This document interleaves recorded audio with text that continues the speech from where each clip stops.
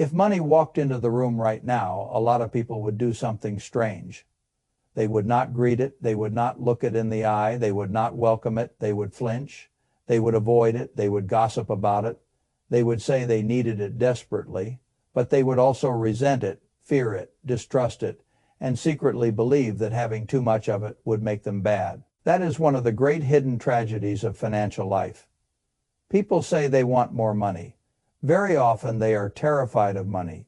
They want relief, they want rescue, they want the stress to stop, but they do not actually know how to be in a healthy relationship with money when it arrives, and they do not know how to remain calm when it leaves. So they chase it with panic, they spend it with guilt, they save it with fear, they lose it with shame. And then they wonder why abundance never seems to stay. I think that is where the real conversation begins. Not with budgets, not with hacks, not with side hustles, with the relationship itself. Because if your relationship with money is wounded, then even when you learn how to make more of it, you may still find that you do not feel free. You may still feel trapped. You may still feel anxious. You may still feel guilty. You may still live like someone who is one bad month away from collapse, even after the income rises and the bank account becomes respectable. That happens all the time. The source says this very directly through the discussion of money story and money personality style. It argues that many people have deep emotional wounds around money from childhood, family conflict, scarcity, divorce, shame, and fear, and that these wounds continue dictating how they think, feel, receive, and spend money later in life. That is why I would begin here, awareness. Not because awareness is fashionable, because without it, a person keeps repeating financial patterns while thinking he is only dealing with external problems. The source starts exactly there too. It says the first step is awareness of how your body and nervous system respond. When money comes in, when money goes out, when you pay bills, and when you look at your bank account. It specifically asks whether you feel anxious, relaxed, scarce, abundant, shallow, breathed, or overwhelmed. That is a more serious question than it first appears, because money is never only arithmetic. Money is sensation. It is memory, it is identity, it is childhood. It is what you heard your parents say in the kitchen when they thought you were not listening. It is what happened when school cost money. Sports cost money, the bills were late, your parents fought, or somebody said we have just enough. That phrase, just enough, can run a whole life. The file says this explicitly too. It asks people to look at the money story they absorbed from their parents, including whether parents fought about money, got divorced over it, stressed about costs in front of the kids, or modeled anxiety and scarcity around spending. That is not trivial history. That is your emotional operating system. And if you never examine it, you will keep treating your money reactions as if they were purely rational. They are usually not. A person who grew up believing rich people must be bad may unconsciously sabotage income when it starts to rise. A person who grew up below wealthier classmates may carry the private belief that he is always just a little beneath everyone else. A person who lived in chaos may hoard money later and still feel unsafe. A person who learned that money makes people selfish may resist receiving it fully. The source includes exactly these kinds of examples, including the belief that people with money must be doing something shady, or that having money might mean becoming bad or wrong.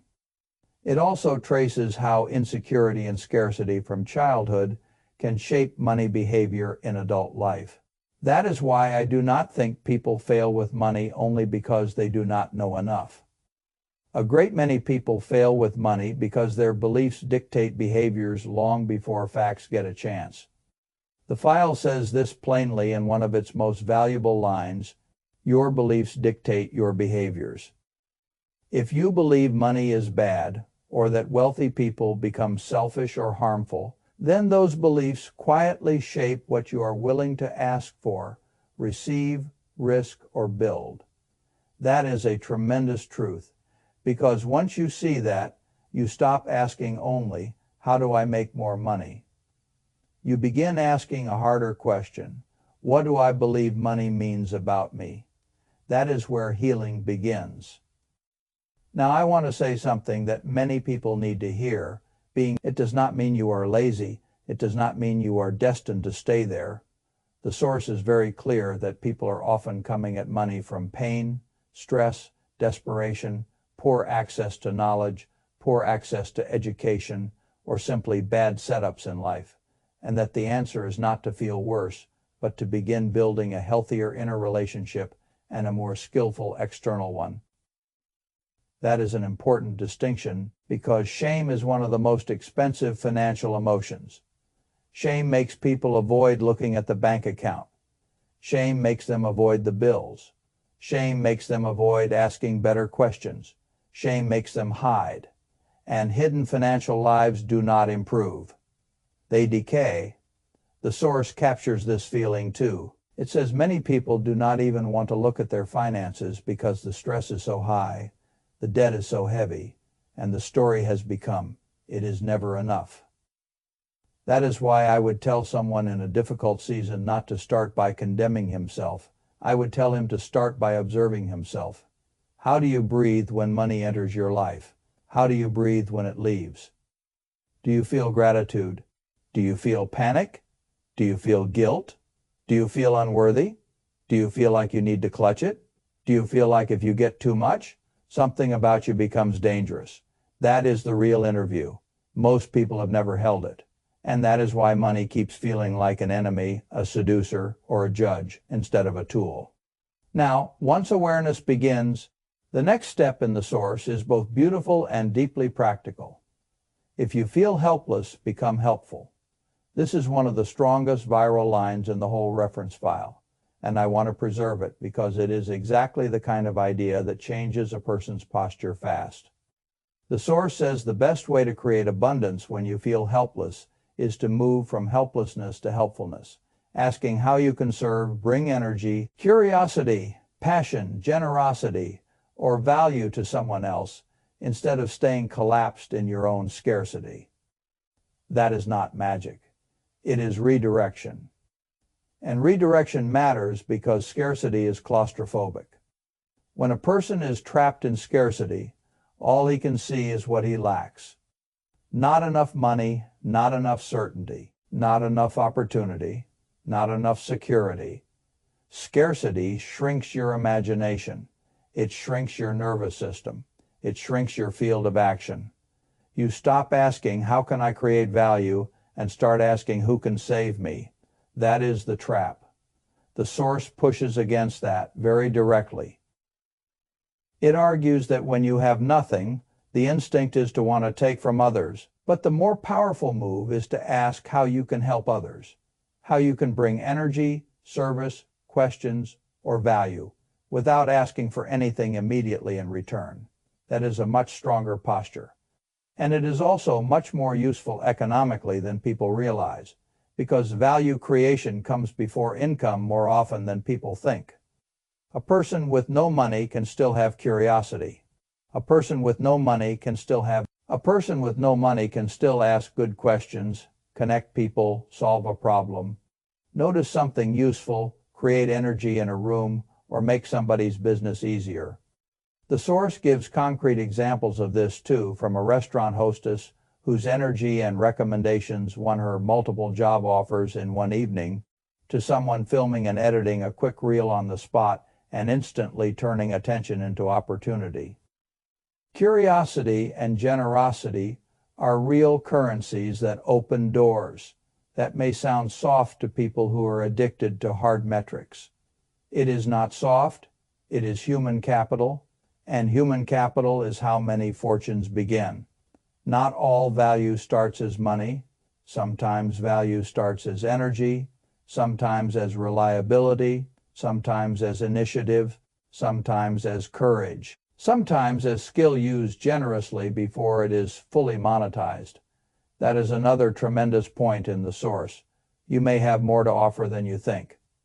The file tells the story of reaching out to mentors, of doing things without immediate pay, of partnering, asking questions, using curiosity and passion as the opening currency, and of discovering that opportunities can come from showing up with useful energy rather than a finished title or polished status.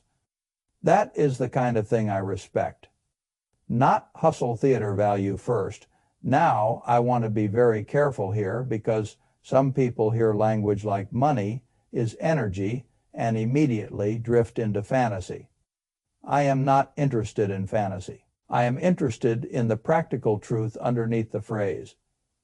If you carry yourself with panic, bitterness, resentment, and desperation in every room, people feel it. If you carry yourself with curiosity, composure, gratitude, and a willingness to help, people feel that too. That is not mysticism. That is social reality. And social reality turns into economic reality more often than people think. The file is full of examples of this. It repeatedly returns to generosity, curiosity, energy, presence, and giving as the gateway to opportunities, relationships, income, and ultimately financial abundance. That is why I think one of the most powerful changes a broke person can make is not pretending to be rich. It is becoming internally richer, richer in self-respect, richer in courage, richer in usefulness, richer in stability, richer in willingness to add value. The source says something very close to this too. It argues that when you are poor or struggling, the way out is not feeling worse about it, but beginning to feel better about your values, character, kindness, generosity, and ability to serve and take care of yourself at the same time. That is exactly right, because a rich life and a large bank account are not identical. There are people with 9 figures who still live in scarcity. The file says this directly too. It notes that some people make hundreds of millions and are still unhappy, still trapped and still not free, because a high net worth is not the same thing as inner abundance or a healed relationship with money. I have seen that as well. Money amplifies what is already there. If you are fearful, you may become an anxious hoarder. If you are insecure, you may become a flashy spender. If you are ashamed, you may become private and rigid. If you are generous and grounded, money may become a beautiful tool. But the inner relationship comes first. That is why I think the gratitude practice in the source, though it may sound unusual, contains something deeply useful. The file describes a practice of saying thank you when money arrives, whether it is a penny, a check, or a payment, and also saying thank you when you pay bills or pay off debt. It says, this does not make money fall from the sky, but it changes how you feel when money comes and goes and helps create a more abundant internal state. I like that. Not because saying thank you to a check is some secret formula, because it trains you to stop treating money only as a source of threat. A person who can say thank you when money arrives is beginning to receive. A person who can say thank you when paying a bill is beginning to see money as circulation rather than punishment. That matters because people who treat money like an enemy usually do one of 2 things. They chase it desperately, or they hide from it. Neither stance creates long-term ease. Now let us talk about quick money, because this is where the source becomes particularly sharp. And rightly so. There is a certain kind of wounded person who wants a financial miracle, not because he loves leverage or entrepreneurship, but because he wants the pain to stop instantly. I understand the impulse. I do not respect the strategy.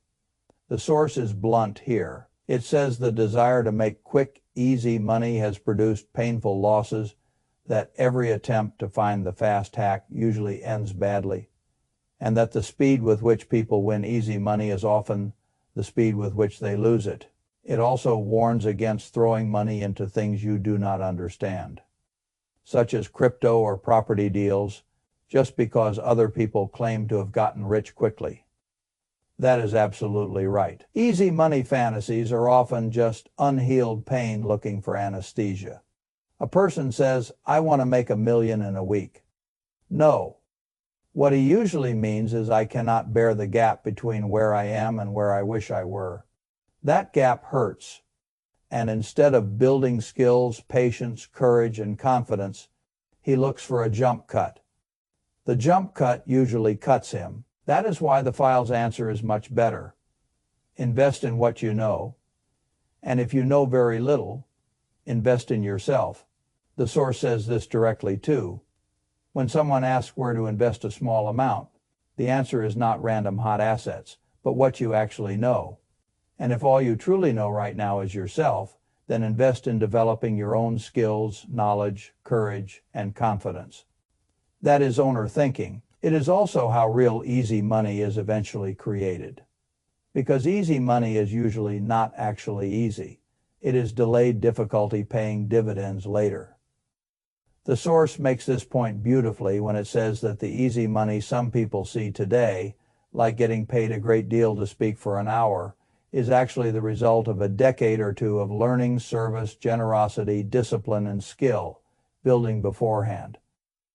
You can be paid well for a short hour, but only after many long years have taught you how to be worth that hour.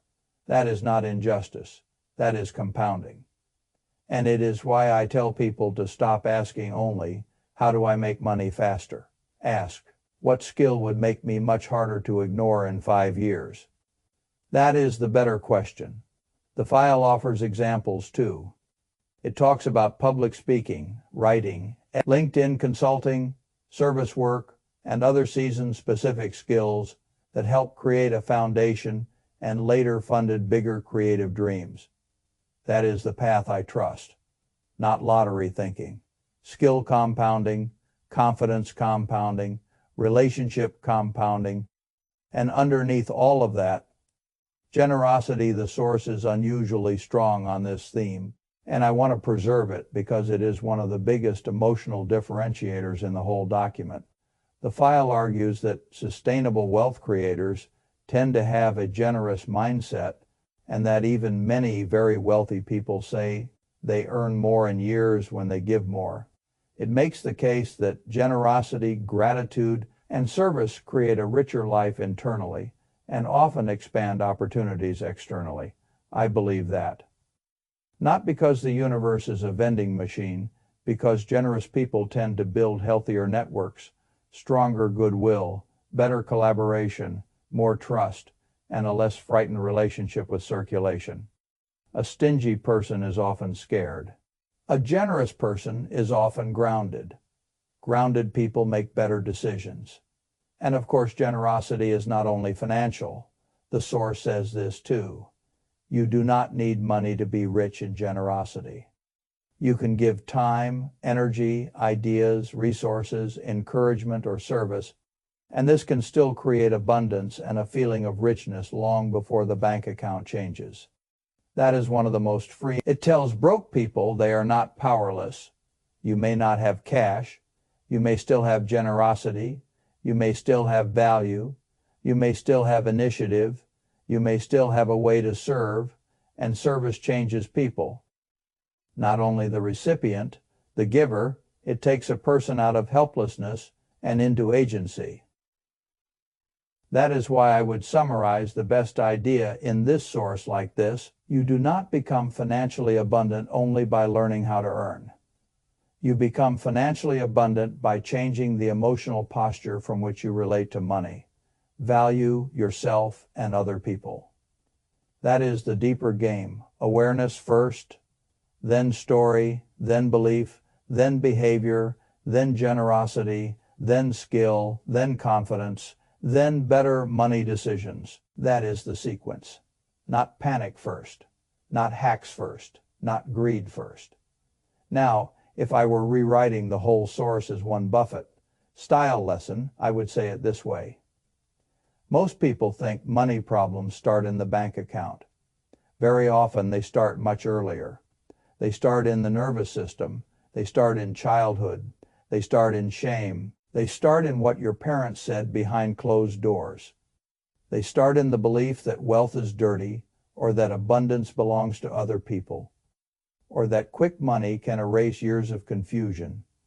And until you expose those beliefs, you will keep trying to solve a relationship problem with a technical solution. that never works for long. So first, tell the truth about the story. Then start building the kind of inner richness that makes outer opportunity easier to recognize. Then stop worshiping fast money, then become useful, then become skillful. Then let time reward what desperation always tries to skip. That is how wealth built on peace begins. Not by becoming someone else, by becoming someone whose relationship with money no longer has to be built on fear, is where freedom really starts.